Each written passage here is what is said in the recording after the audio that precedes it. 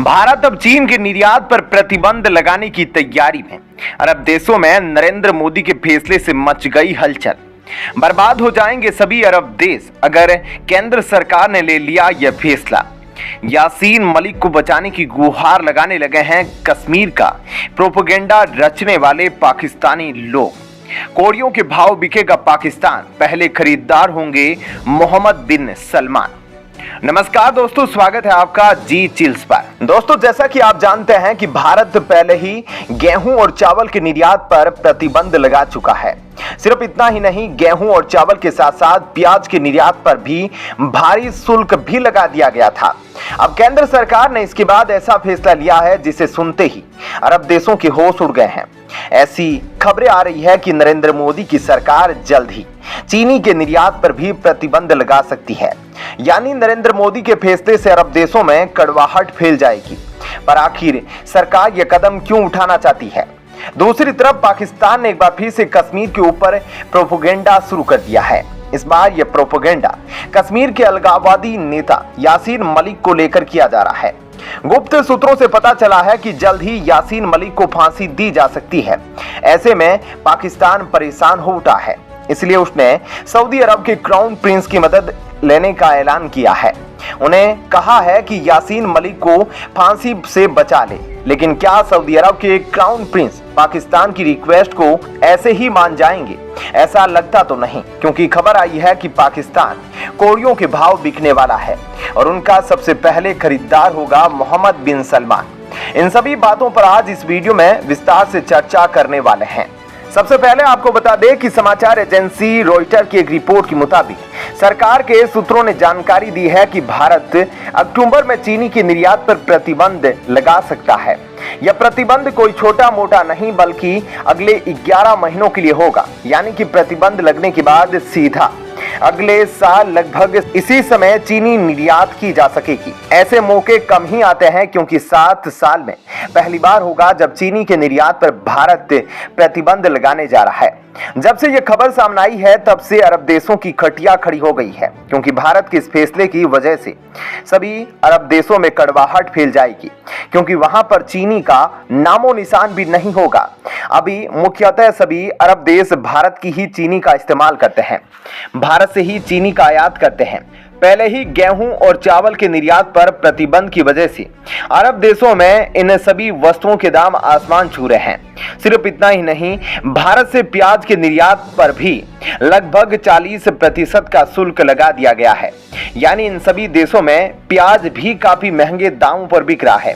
इन सभी प्रतिबंधों के बाद चीनी के ऊपर प्रतिबंध अरब देशों की मुश्किलों को और भी ज्यादा बढ़ा सकते हैं।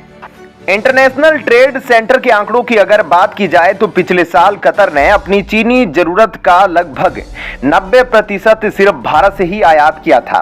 कतर के अलावा संयुक्त अरब अमीरात में करीब 43% चीनी को भारत से आयात किया गया था।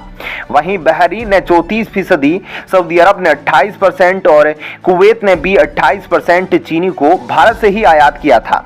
इन आंकड़ों से पता चलता है कि यह सभी देश चीनी के लिए भारत पर कितने निर्भर है, और अगर यह प्रतिबंध लगा तो उनके लिए भारत का विकल्प ढूंढना आसान नहीं होगा। यह सभी देश परेशान हो गए हैं। उदाहरण के लिए जॉर्डन में एक प्रमुख व्यक्ति अल यूबी का कहना है कि कुछ अरब देश ऐसे हैं जो चीनी की कीमतों में वृद्धि के झटके को बर्दाश्त नहीं कर पाएंगे। इससे इन देशों के आयात, स्टॉक और आम लोगों तक पहुंच पर असर पड़ेगा। ऐसे समय में जब उनकी स्थानीय मुद्रा पहले से ही कमजोर है, इससे अरब देशों में और महंगाई बढ़ेगी। इसलिए इन देशों को पहले ही जरूरी कदम उठाने की जरूरत है। बता दें कि भारत ब्राजील के बाद दुनिया का दूसरा सबसे बड़ा चीनी निर्यातक देश है। भारत ने वित्तीय वर्ष 2022 में $570 करोड़ का चीनी निर्यात किया, जबकि 2017 में भारत ने सिर्फ $81 करोड़ का चीनी निर्यात किया था। लेकिन अभी आप सोच रहे होंगे कि आखिर भारत ऐसा क्यों कर रहा है? इसका सबसे पहला रीजन है बारिश की कमी। दरअसल ग्लोबल वार्मिंग की वजह से हर साल मानसून बदलता जा रहा है। इस साल भी भारत में बेहद कम बारिश देखने को मिली है। अगले साल तो अल नीनो भारत में आने वाला है, यानी कि अगले साल भारत में बारिश भी कम होगी और तापमान भी बहुत ज्यादा होगा। अब गन्ना एक ऐसी फसल है जिसे उगाने के लिए बहुत सारे पानी की जरूरत होती है। ऐसे में बारिश की कमी की वजह से गन्ने की पैदावार में कमी हो गई है। इसी तरह का कुछ हाल चावल पर भी हुआ था, क्योंकि चावल को भी उगाने के लिए काफी सारे पानी की आवश्यकता होती है और बारिश में कमी की वजह से चावल की भी पैदावार घट गई थी, जिसकी वजह से आपूर्ति बाधित न हो, इसलिए चावल का निर्यात पर प्रतिबंध लगाया गया था। लेकिन सिर्फ बारिश ही एकमात्र कारण नहीं। चावल के निर्यात में प्रतिबंध लगाते समय नरेंद्र मोदी ने कहा था कि भारत में जल्दी ही त्योहारों का सीजन आने वाला है। ऐसे में चावल काफी डिमांड में रहेगा। बदलते मौसम और कम पैदावार की वजह से चावल की सप्लाई में कोई समस्या न आए, इसके लिए चावल के निर्यात पर प्रतिबंध लगाया गया है। इसी तरह त्योहारों के सीजन में चीनी की आपूर्ति पर भी कोई दिक्कत न आए, इसलिए सरकार चीनी की निर्यात पर प्रतिबंध लगाने पर विचार कर रही है। दूसरी तरफ पाकिस्तान एक बार फिर से कश्मीर पर प्रोपेगेंडा शुरू कर दिया है। इस बार पाकिस्तान ने कश्मीरी अलगाववादी नेता को अपना चेहरा बनाया है। कश्मीर के लिबरेशन फ्रंट के जो नए नेता चुने गए हैं, उन्होंने यासीन मलिक को मोहरा बनाते हुए कश्मीर को बचाने की वकालत की है। आपको बता दें कि यासीन मलिक को सुप्रीम कोर्ट ने सजा सुनाई थी, जिसके बाद से वे जेल में बंद है।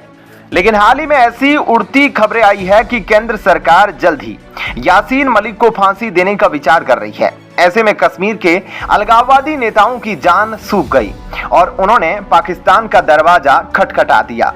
अब से कुछ ही समय पहले ऐसी खबर आई थी कि सऊदी अरब के मोहम्मद बिन सलमान G20 की बैठक के लिए भारत नहीं आएंगे, लेकिन अब उन्होंने अपने भारत यात्रा पर मुहर लगा दी।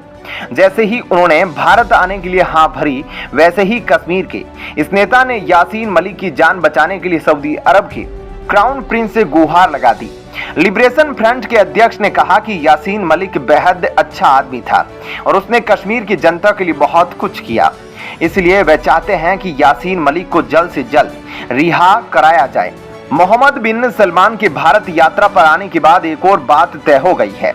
भारत G20 बैठक खत्म होने के बाद मोहम्मद बिन सलमान से कुछ समय के लिए पाकिस्तान भी जाने वाले हैं।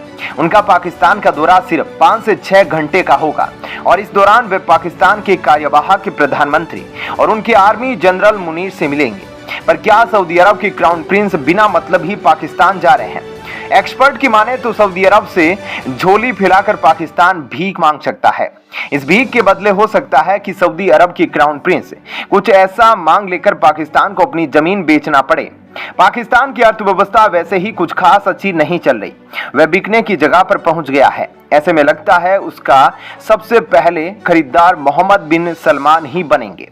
आपका इस पूरे वीडियो के बारे में क्या कहना है, हमें कमेंट बॉक्स में जरूर बताइएगा। वीडियो अगर पसंद आई हो तो वीडियो को लाइक कर दीजिए और अगर आप चैनल पर नए हैं तो चैनल को सब्सक्राइब कर लीजिए। मिलते हैं आपसे अगले वीडियो में। जय हिंद, जय भारत।